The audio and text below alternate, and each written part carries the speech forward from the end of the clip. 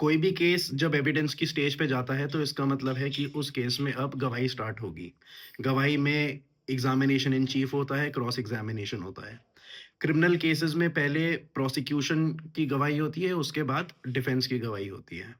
तो प्रोसिक्यूशन की गवाही के टाइम पे ये होता है कि जो प्रोसिक्यूशन के विटनेसेस हैं, पुलिस ने जो-जो विटनेस बनाए हैं, उनका पहले एग्जामिनेशन इन चीफ होगा और फिर उसके बाद क्रॉस एग्जामिनेशन होगा।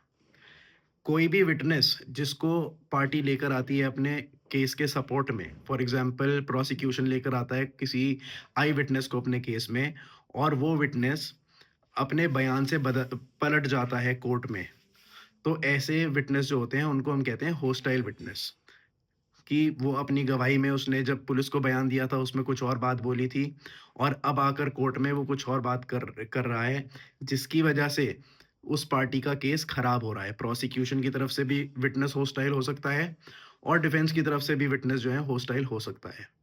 ऐसी सिचुएशन में जो काउंसिल हैं पार्टी के, अगर प्रोसिक्यूशन है तो प्रोसिक्यूटर जो हैं और डिफेंस का विटनेस अगर होस्टाइल होता है तो डिफेंस काउंसिल जो हैं, उनके पास ये ऑप्शन होता है वो कोर्ट में एक एप्लीकेशन मूव करें या कोर्ट से परमिशन माँगें, ये दिखाते हुए कि ये जो विटनेस है ये होस्टाइल हो गया है।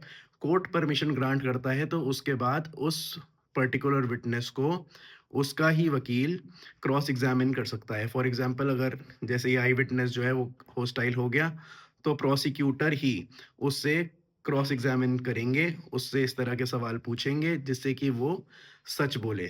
क्योंकि अगर विटनेस जो है, प्राइम विटनेस जो है, बहुत-बहुत मेन विटनेस होते हैं जैसे कि आई विटनेस, वो ही अगर केस सपोर्ट नहीं करता है, तो प्रोसिक्यूशन का केस काफ़ी डैमेज हो जाता है।